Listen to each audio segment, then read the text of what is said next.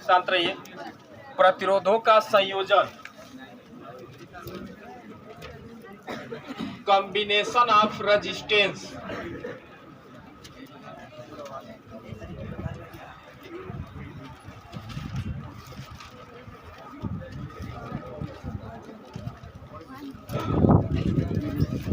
प्रतिरोधों का संयोजन।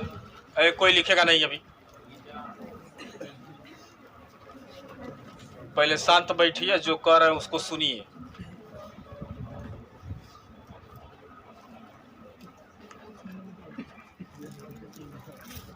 कह रहे हैं कि शांत रहिए और बोर्ड पर देखिए।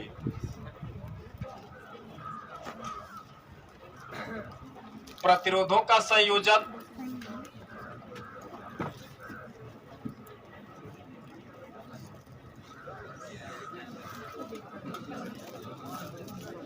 कहीं इधर कहीं जगह नहीं है, काजल जगह है, उधर से घूम के आइए।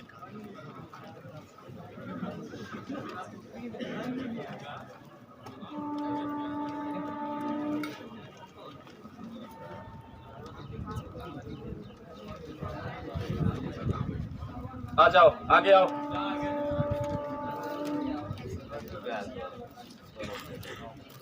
वहीं बैठ जाइए, वहीं बैठ जाइए। आप यहाँ बैठिए, यहाँ बैठो, जगह दीजिए भाई।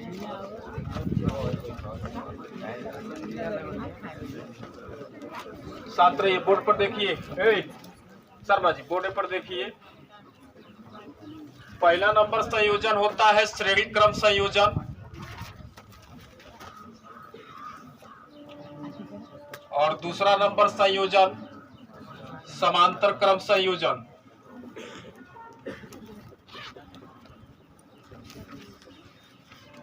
प्रतिरोधों का संयोजन है ये। जैसे हम संधारित्रों का संयोजन पढ़ाए थे, वैसे प्रतिरोधों का भी संयोजन पढ़ेंगे। पहला नंबर श्रेणी क्रम संयोजन होता है। अभी कोई लिखेगा नहीं, बस आप आराम से बोर्ड पर देखिए और शांत बैठे रहिए। आप लोग इंटरमीडिएट वाले बच्चे हैं, 45 मिनट क्लास पढ़ना है, थोड़ा शांति से रहिए। श्रेणी क्रम संयोजन में देखिएगा, हम 3 प्रतिरोध लेते हैं। इसका रेजिस्टेंस R1 है। एक दूसर का प्रतिरोध लेते हैं, इसका रेजिस्टेंस R2 है। और एक तीसरा प्रतिरोध लेते हैं, इसका रेजिस्टेंस R3 है। 3 प्रतिरोध बोर्ड पर लिया गया है, R1, R2 और R3। ये पहले प्रतिरोध का पहला सिरा है, ये दूसरा सिरा है। ये दूसरे प्रतिरोध का पहला सिरा है और ये दूसरा सिरा। इसी तरह ये तीसरे प्रतिरोध का पहला सिरा है और ये दूसरा सिरा है। श्रेणी क्रम संयोजन में कैसे जोड़ते हैं प्रतिरोधों को, तो ध्यान से देखिएगा। पहले प्रतिरोध के दूसरे सिरे को दूसरे प्रतिरोध के पहले सिरे से, और दूसरे प्रतिरोध के दूसरे सिरे को तीसरे प्रतिरोध के पहले सिरे से, और इसी तरह अगर चौथा होता तो तीसरे प्रतिरोध के दूसरे सिरे को चौथे के पहले सिरे से, और इस प्रकार जोड़ते चले जाएंगे तो यह संयोजन श्रेणी क्रम संयोजन कहलाएगा। हम इन तीनों प्रतिरोधों को जोड़ करके और इसके साथ में एक V वोल्ट की बैटरी लगाते हैं। बैटरी, ये प्लस ये माइनस, बैटरी जुड़ गई है और जुड़े हुए परिपथ में बैटरी लगाएंगे तो धारा का प्रवाह होता है। देखिएगा, स्विच लगाते हैं, अगर फिजिक्स में आप उसे कुंजी कहेंगे, ठीक ना। स्विच को कुंजी लिखते हैं। सुनिएगा, कुंजी स्विच का काम होता है कि ये परिपथ को तोड़ता है और टूटे हुए परिपथ में कभी धारा का प्रवाह नहीं होता है। अगर मान लीजिए 2 वायर से मिलकर के एक बल्ब जल रहा है, अगर एक वायर आप कट कर देंगे या काट देंगे या किसी तरह से वो टूट जाए तो क्या वो बल्ब जलेगा? नहीं। टूटे हुए परिपथ में कभी धारा का प्रवाह नहीं होता है, ठीक ना। और परिपथों को तोड़ने के लिए हम स्विच का इस्तेमाल करते हैं, जिसे हम कुंजी कहेंगे। तो यहाँ V वोल्ट की बैटरी लगा करके और 3 प्रतिरोधों को श्रेणी क्रम में जोड़े हैं, और बैटरी लगाएंगे तो परिपथ में कुछ धारा प्रवाहित होगी। अगर I एम्पियर की ये बैटरी धारा दे रही है तो आप देख रहे हैं कि एक ही वायर है, धारा का कहीं विभाजन होने का कोई चांस नहीं है क्या? एक ही वायर है तो हर जगह एक ही धारा प्रवाहित होगी। अगर इसमें से कई वायर निकले होते तो सब में धारा बंटती, लेकिन यहाँ धारा के बंटने का कोई चांस नहीं है, ठीक ना। अगर आई एम्पियर की धारा यहाँ से निकलना स्टार्ट हुई है तो पहले प्रतिरोध में भी आई एम्पियर, दूसरे में भी आई और तीसरे में भी आई एम्पियर की धारा प्रवाहित होगी, ठीक ना। यानी कि देखा जाए तो श्रेणी क्रम संयोजन में सभी प्रतिरोधों में एक ही धारा प्रवाहित होती है। बात समझ में आ रहा है? वहां क्या हम लिखवाए थे, समांतर क्रम संयोजन में और श्रेणी क्रम संयोजन में जब हम पढ़ा रहे थे धारिता का संयोजन, तो उसमें बताए थे कि जब आप श्रेणी क्रम संयोजन में संधारित्रों को जोड़ते हैं तो सभी संधारित्रों पर आवेश की मात्रा क्या होती है, समान होती है, परंतु उनके प्लेटों के बीच का विभवांतर क्या होता है, अलग अलग होता है। तो यहाँ सबका प्रतिरोध अलग अलग होने के नाते सभी प्रतिरोधों के सिरों का विभवांतर अलग अलग होगा, लेकिन सब में एक ही वायर होने के कारण सब में तो धारा एक ही प्रवाहित होगी आई एम्पियर की, क्योंकि कोई चांस नहीं था, यहाँ कोई दूसरा वायर नहीं था कि जिससे धारा का कोई धारा बटे, लेकिन एक ही तार होने के कारण सभी में धारा एक समान होगी। लेकिन एक बात याद देखिए, यहाँ सबका प्रतिरोध अलग अलग है, प्रतिरोध अलग अलग होने के कारण सबके सिरों का विभवांतर, सभी रेजिस्टेंस के सिरों का विभवांतर अलग अलग होगा। हम आपको एग्जाम्पल देते, आइडिया बताए कि अगर आप 100 रुपया लेके चले हैं, 20 रुपया आप कुछ खरीदने में खर्च कर दिए, 30 रुपया आप कुछ खरीदने में खर्च कर दिए, अब बाकी 50 का आप जानते हैं क्या लेते हैं, ठीक ना। 50 रुपया पौगा नहीं, बंटी बाबा। तो 100 रुपया, यानी कि ये वोल्टेज 3 जगह खर्च होगा, ठीक ना। इन तीनों वोल्टेजों का योगफल इस बैटरी के वोल्टेज के क्या होगा, बराबर होगा। यानी कि अगर हम यहाँ प्रतिरोध R1 के सिरों का वोल्टेज V1 मान लें, R2 के सिरों का वोल्टेज V2 माने और R3 के सिरों का वोल्टेज हम V3 मान लेते हैं, तो इनका तीनों वोल्टेजों का योगफल बैटरी के वोल्टेज के बराबर होगा, अर्थात V बराबर V1 plus V2 plus V3 होगा। आपको पता है, लिखते हैं, बात न कीजिए। ओम के नियम से V बराबर I इंटू R भी लिख सकते हैं क्या?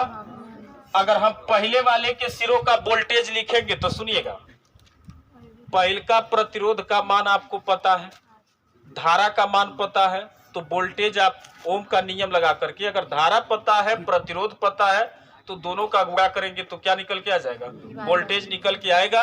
यानी कि पहले वाले के लिए वोल्टेज V1 का मान लिखेंगे तो उसमें प्रवाहित धारा I थी, प्रतिरोध क्या था, R1 था।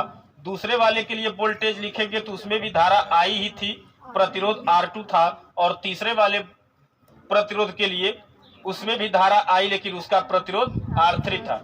इन तीनों मानों को उठा करके आप यहाँ रखेंगे तो V बराबर IR1 plus IR2 plus IR3 लिखेंगे। I सब में कॉमन है, बाहर निकालें तो ब्रैकेट में R1 plus R2 plus R3 होगा। I को उठा करके V के नीचे डिवाइड कर दे तो V बटे I बराबर R1 plus R2 plus R3 होगा। इसको इक्वेशन नंबर 1 बनाएं। अब सुनिएगा, ये जिस भी परिपथ में ये तीनों प्रतिरोध लगे हुए हैं, तीनों प्रतिरोधों को हटा करके वोल्टेज नहीं डिस्टर्ब करेंगे, जितनी बैटरी थी बैटरी वही रहेगी, बैटरी को नहीं हटाएंगे और बैटरी वही रहेगी, उसका वोल्टेज वही रहेगा, तो धारा भी नहीं बदलेगा, ठीक ना। अलग वोल्टेज वाली बैटरी रहेगी तब धारा बदल जाएगा, लेकिन बैटरी वही है, वोल्टेज सब कुछ वही है। सिर्फ हम तीनों प्रतिरोधों को हटा करके इन तीनों प्रतिरोधों की जगह पर हम एक ही प्रतिरोध लगा दे जो तीनों की बराबरी कर ले। सही बात है। तो हम अगर तीनों के जगह पर एक ही प्रतिरोध लगाते हैं, उस प्रतिरोध को हम R इक्विवेलेंट मानते हैं। इक्विवेलेंट मतलब तुल्य प्रतिरोध, किसके, R1 R2 R3 के तुल्य हम एक ही प्रतिरोध लगा रहे हैं। बैटरी अभी भी वही है और धारा अभी भी वही प्रवाहित हो रहा है। तो आप यहाँ फिर ओम का नियम लगाएंगे तो V बटे I बराबर क्या लिख सकते हैं, R इक्विवेलेंट लिख सकते हैं। इसको इक्वेशन नंबर 2 बनाए। समीकरण 1 और 2 का लेफ्ट वाला साइड अगर बराबर है तो राइट वाले को भी क्या होना पड़ेगा, बराबर होना पड़ेगा। तो लिखते हैं समीकरण 1 व समीकरण 2 से R इक्विवेलेंट बराबर R1 plus R2 plus R3।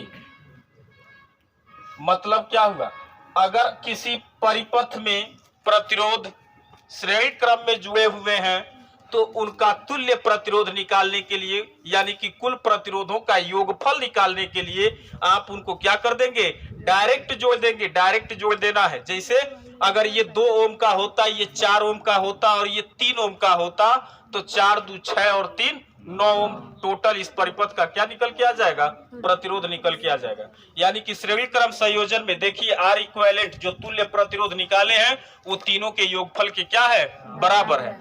और श्रेणी क्रम संयोजन का डिफिनीशन क्या कहेंगे, तो कहेंगे कि इसमें श्रेणी क्रम संयोजन में पहले संधारित्र की दूसरी प्लेट को दूसरे संधारित्र की, पहले हम बार संधारित्र में चले जा रहे हैं, कोई बात नहीं। श्रेणी क्रम संयोजन में पहले प्रतिरोध के दूसरे सिरे को दूसरे प्रतिरोध के पहले सिरे से, दूसरे प्रतिरोध के दूसरे सिरे को तीसरे प्रतिरोध के पहले सिरे से और इस प्रकार जोड़ते चले जाते हैं तो यह संयोजन श्रेणी क्रम संयोजन कहलाएगा। और श्रेणी क्रम संयोजन में एक चीज देखिएगा, पहचानने का तरीका क्या है कि पहले तो एक का दूसरा सिरा और दूसरे का पहला सिरा आपस में जुड़ा होगा, आप इससे पहचान करेंगे।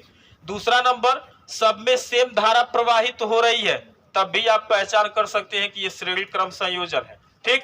और सबके सिरों का वोल्टेज क्या रहे, अलग अलग रहे, तब भी आप पहचान कर सकते हैं। यानी कि श्रेणी क्रम संयोजन में सभी प्रतिरोधों में एक ही धारा प्रवाहित होती है, परंतु सभी प्रतिरोधों के सिरों का विभवांतर क्या होता है, अलग अलग होता है।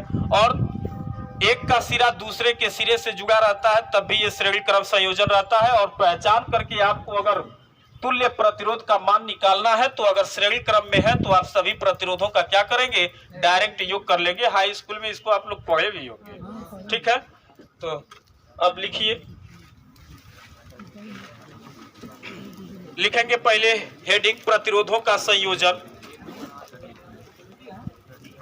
प्रतिरोधों का संयोजन हेडिंग लिखिए।